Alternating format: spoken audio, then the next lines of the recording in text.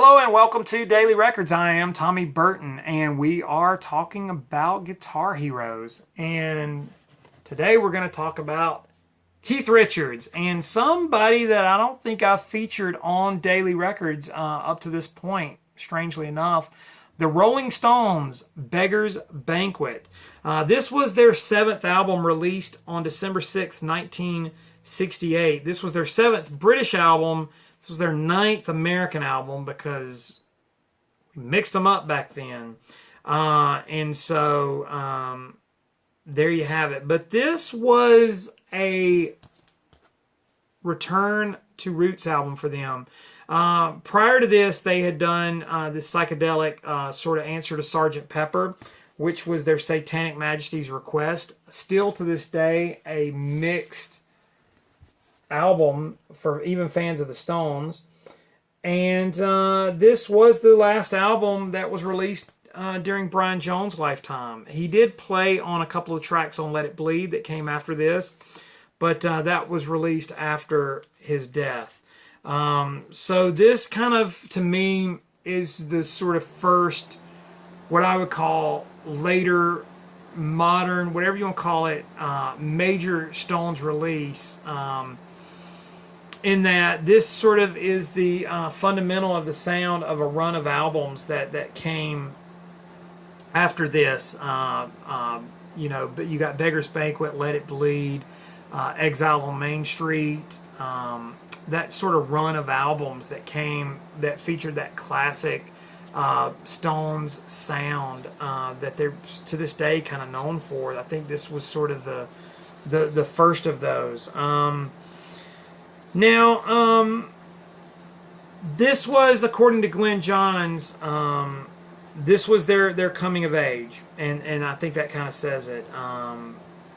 This is where they really came into their own as an album, or as an album band, or, Keith Richards really stepped up to the plate. Brian Jones' substance abuse had started to take its toll.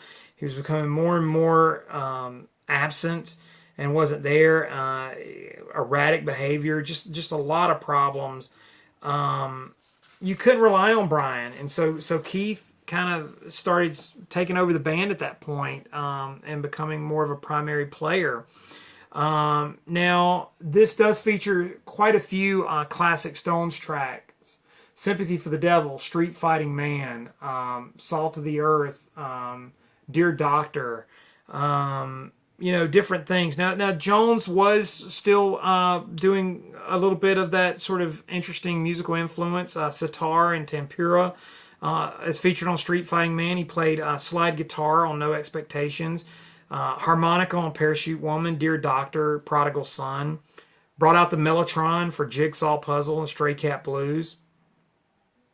Now, Jones is often mistaken as sort of playing the slide guitar on Jigsaw Puzzle, but actually that is Keith Richards. And so there you have it. Keith Richards, like I said, had started to come into his own right there. Now, this is the album that was done, or they were working on were released right as they were doing the Rock and Roll Circus.